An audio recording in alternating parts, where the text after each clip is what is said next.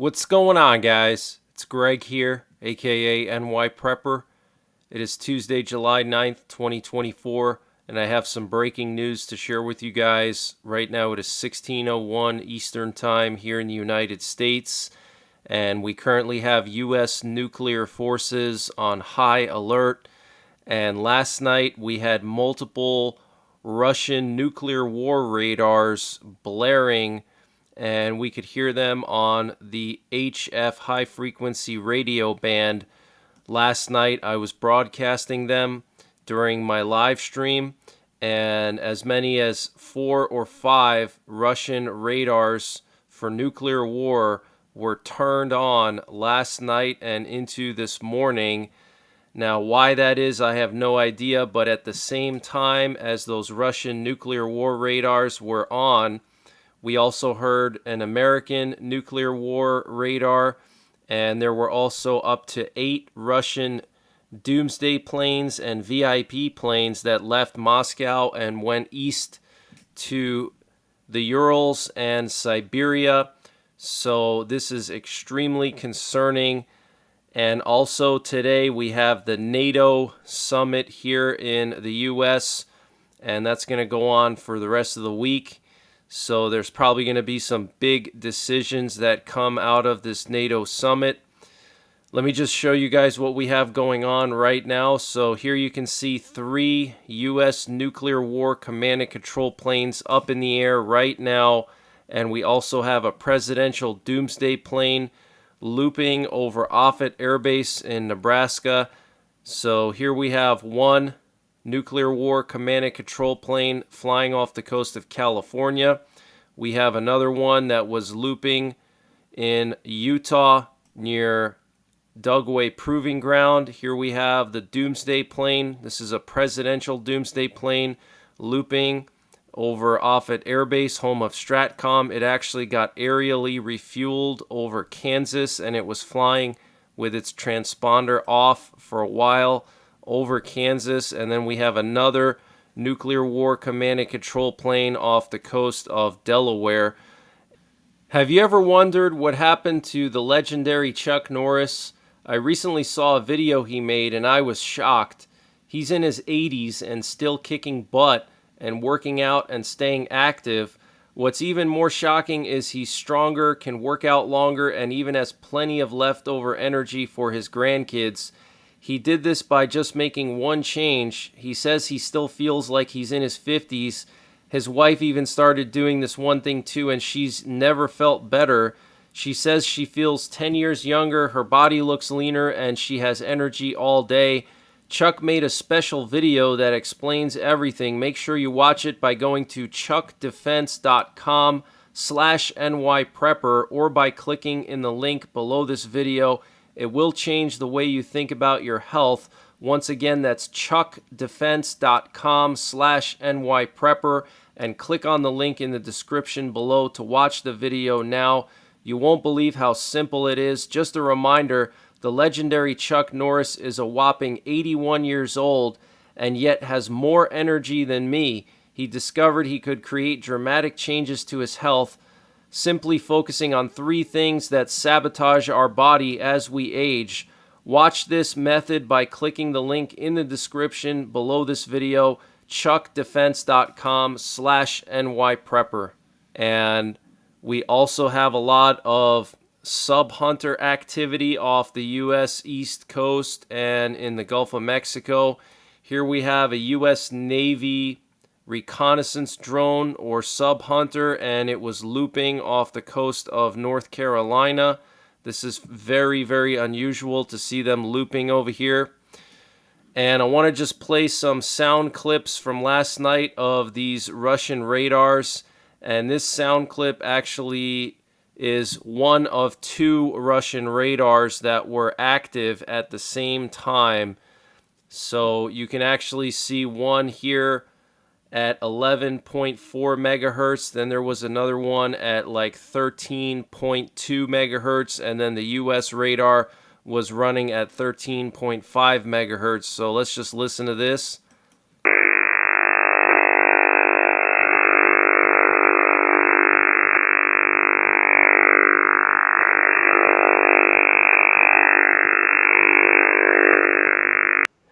So what this is a long-range radar. It's a very powerful radar that can detect the launch of ballistic missiles and bomber aircraft from thousands of miles away.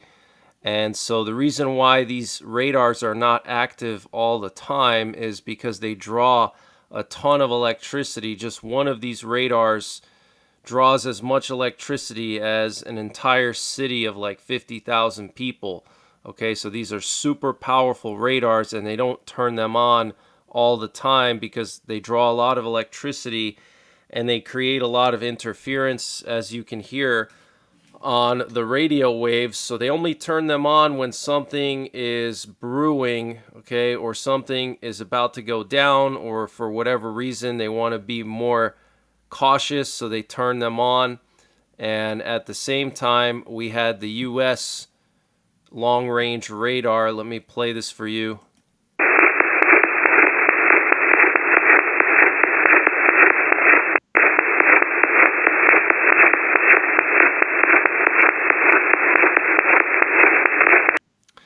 So here you can see 13.5 megahertz, the US radar here, and then you can see at like 13.2 megahertz the Russian radar here on the waterfall, and then you can see at 11.4 megahertz the other Russian radar. Okay, so something is going on, guys. I don't know what it is, but this really had me concerned last night, because I've personally never heard this many Russian radars go on at the same time ever since I've been monitoring EAMs and high frequency radio waves. Okay, so this is very concerning. Here we have the Russian Doomsday planes that took off from Moscow and went to the Urals.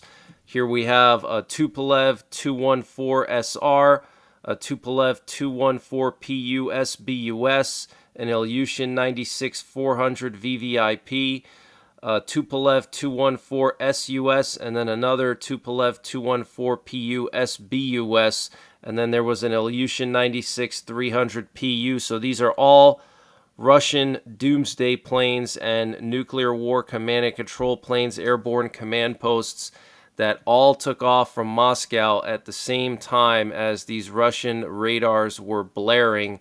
So I don't know what happened last night, but obviously something was happening. And at the same time as the Russian radars were on, we had a U.S. combat Sentinel plane that was flying over the Rocky Mountains. Now, these planes are responsible for detecting radar and signal emissions and using that to collect intelligence information on enemies of the United States. And we only have 2 of these planes officially, and they report directly to the president and the top generals. And so I personally believe that they sent this thing into the air to triangulate the location of these Russian radars and try to see where they're emitting from and gather more intelligence on those radars. And then at the same time, we had 2 nuclear war command and control planes up in the air. And this was after midnight Eastern time, guys. Very unusual to have 2 nuclear war command and control planes up in the air after midnight. So very, very concerning. We also had a B-52 nuclear bomber airborne today. And here we have a closer shot at the Doomsday plane over the U.S. that got aerially refueled earlier this afternoon over Kansas. My guess is this is probably precautions for the NATO summit. They have a Doomsday plane airborne just in case something were to go down. Let's say Russia launched nukes at Washington, D.C. while all the NATO leaders were there. They would have everything ready to go, including the nuclear warplanes and the Doomsday plane. And here we have a sub-hunter plane that was patrolling the coast of North Carolina, where the Navy drone was patrolling. So something could be off the coast of North Carolina. We had several P-8 Poseidon sub-hunters go out into the Atlantic from Florida. Here we have one that went out from Jacksonville. Here we have one that was out in the Gulf off the coast of Tampa. So lots going on. And U.S. military bases across Europe were placed on a heightened state of alert last week for the first time in a decade after the U.S. received intelligence that Russian-backed actors were considering carrying out sabotage attacks against U.S. military personnel and facilities. Multiple sources familiar with the matter told CNN. Okay, so CNN is reporting that the reason why the American bases in Europe went to Charlie level of force protection was because of Russian-backed saboteurs that were going to attack U.S. military personnel and facilities.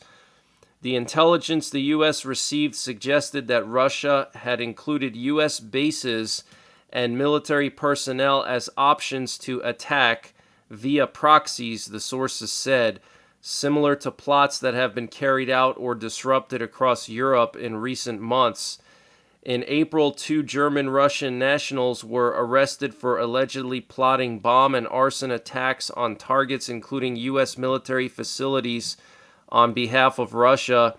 The intelligence which the U.S. received within the last 2 weeks and has not been previously reported was deemed alarming enough to implement additional safety protocols, the sources said. Several U.S. military bases in Europe raised their alert level to Force Protection Condition Charlie, which applies when an incident occurs or intelligence is received indicating some form of terrorist action or targeting against personnel or facilities is likely.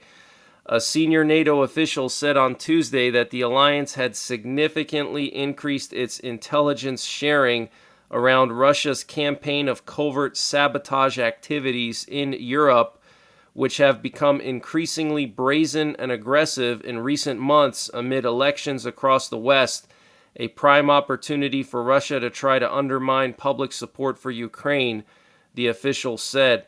U.S. European Command declined to comment directly on what caused the force protection change last week, but a spokesperson, Commander Dan Day, said that our increase in vigilance is not related to any one single threat, but due to a combination of factors potentially impacting the safety and security of U.S. forces in the European theater. The threat of Russia-backed sabotage efforts has become particularly acute in recent months amid a series of arson attacks and bombing plots across Europe, including fires and explosions in Riga, London, Warsaw, and Prague, as well as Paris, that European security officials have linked to Russia. So this is huge news, guys. Absolutely huge, okay? The reason why the U.S. military went to Force Protection Charlie last week, that's the second highest level of security for the U.S. military, is because of Russian saboteurs. So very, very concerning. In London in March, several men were charged with working with Russian intelligence services to set fire to a Ukrainian-linked warehouse. Poland is investigating whether an arson attack that destroyed Warsaw's largest mall in May was connected to Russia and has arrested 9 people in connection with Russia-linked acts of sabotage, the Prime Minister said in May. And French authorities last month detained a Russian-Ukrainian man who was allegedly building bombs as part of a sabotage campaign orchestrated by Moscow. By outsourcing the attacks to local actors, Russia likely believes it can wage a hybrid war that falls below the threshold of armed state-on-state conflict, officials say. But a senior NATO official said the sabotage campaign is getting increasingly brazen and aggressive.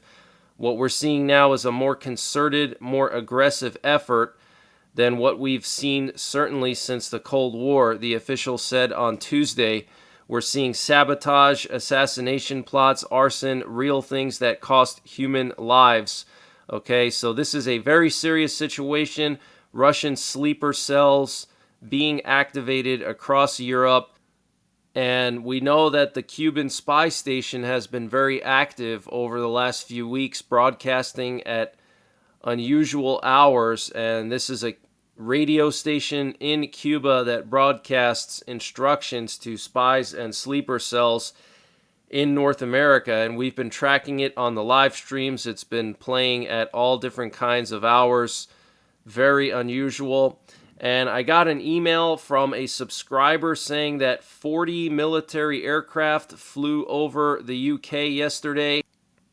And this person told me that they had a contact with someone in the British military, and that person said that as many as 200 British military aircraft flew over the UK from different bases across the UK. Apparently 6 of the aircraft were carrying nuclear bombs, and apparently this person in the know stated that some of these UK aircraft flew towards Ukraine, some went towards Finland and Norway and elsewhere, and they were not flying with their flight trackers. Okay, so this is a huge sign that the UK and Europe are preparing for war with Russia. And Russian forces are now targeting secret NATO facilities and command centers inside of Ukraine, including in Kiev, the capital. Russia has stated that they killed 10 NATO specialists that were operating rocket launchers inside Ukraine against Russian targets. And I want to update you guys on the massive missile attack on Ukraine that occurred yesterday. We now know that 37 people have been killed, 3 of whom were children, and 170 were injured. 32,000 Ukrainians sheltered in the capital city metro stations in Kyiv amidst the deadly attacks. And we know that Russia targeted a children's cancer hospital in Kyiv, the largest children's cancer hospital in Ukraine, and they hit it directly with a KH-101 cruise missile. Guys, this is a sign that we are living in the end times.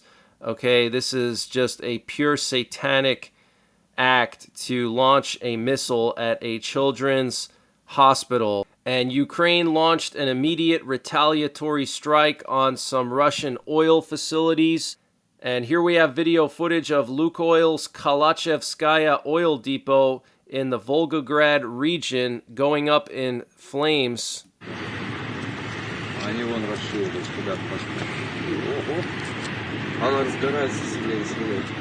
Я сейчас утром был, то мужиками вот туда. Первый взрыв, блядь, у меня аж окна все поэтли. Absolutely massive fire there. And then here we have some more footage showing the Ukrainian drones flying towards this oil depot.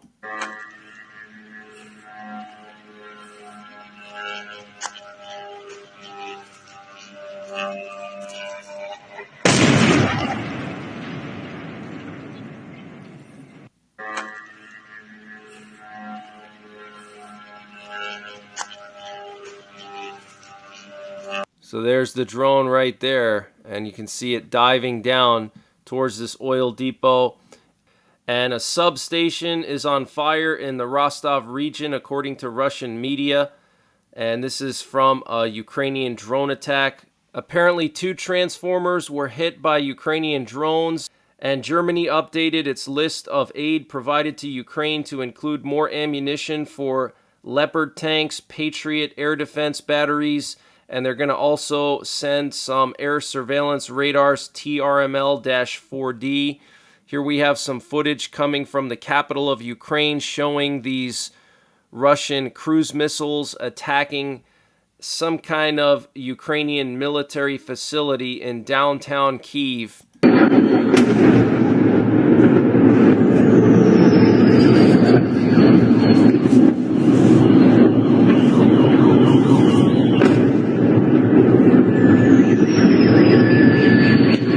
Ебать, это 4-я нахуй! 5-я, блядь!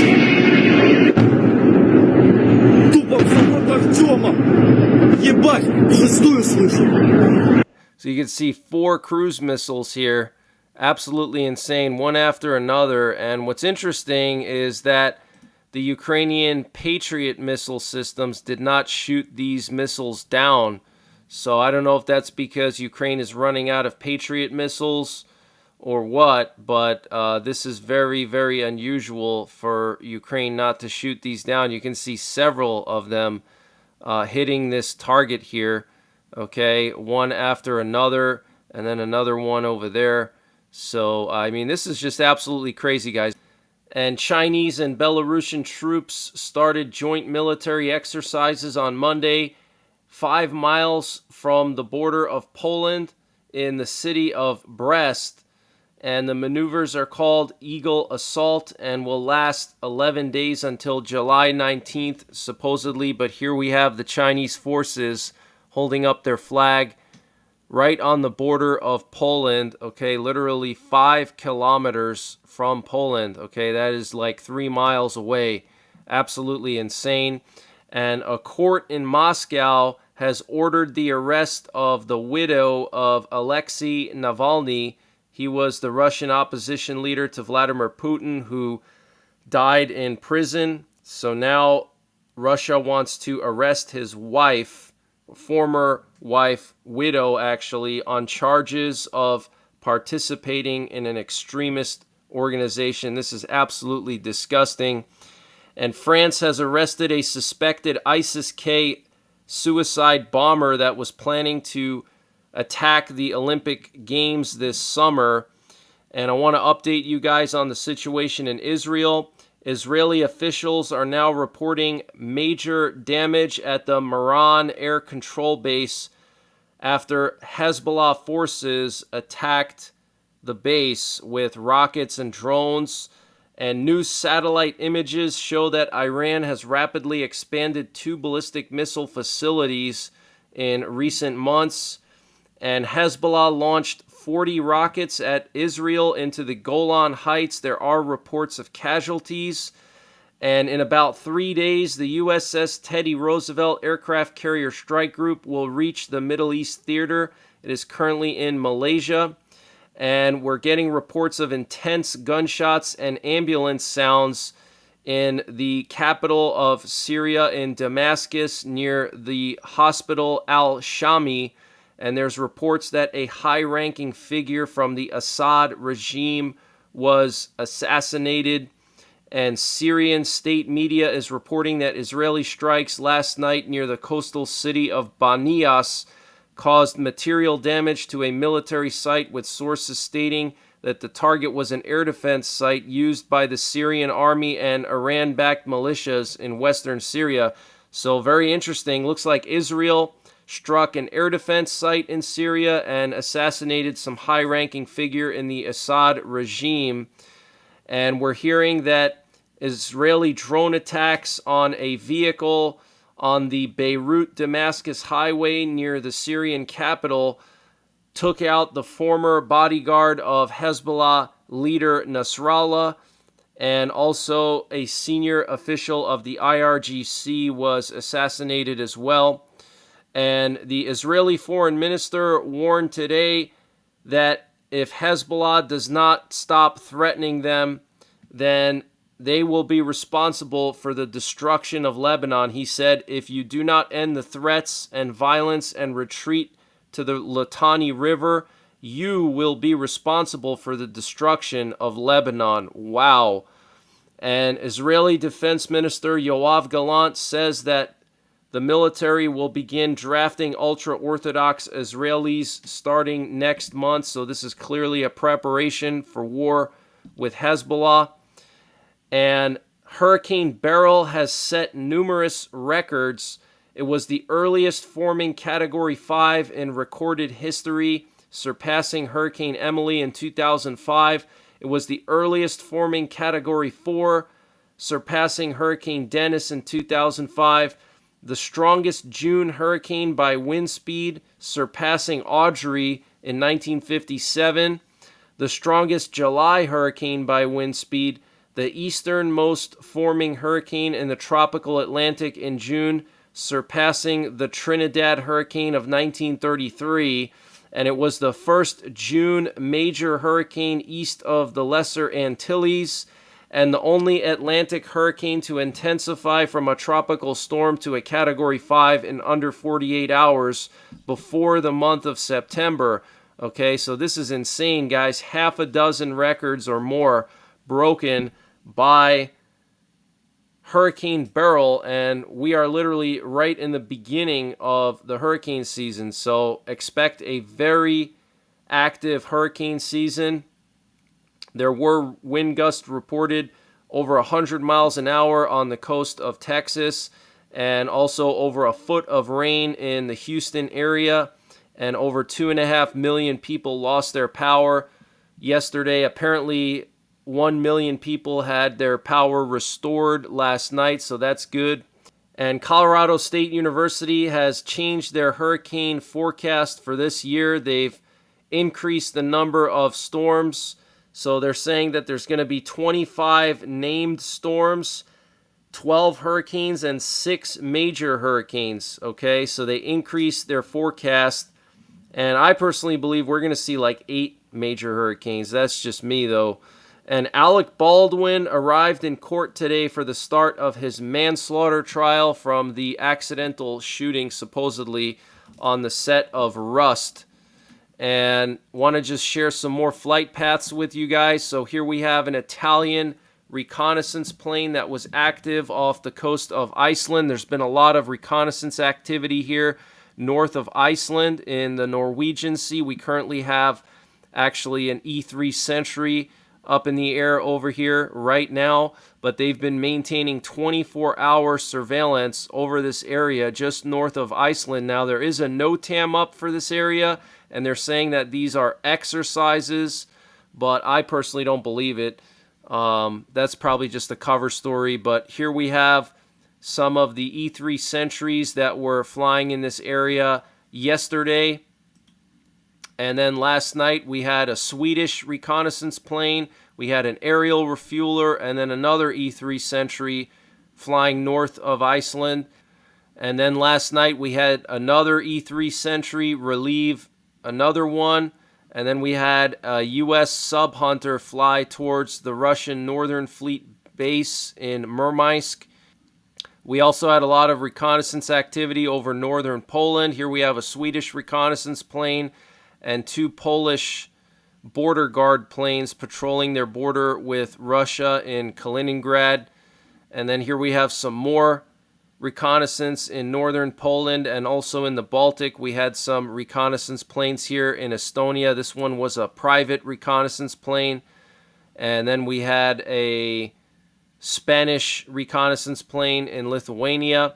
Here we have a picture of some airstrikes on southern Lebanon today by the Israeli Air Force.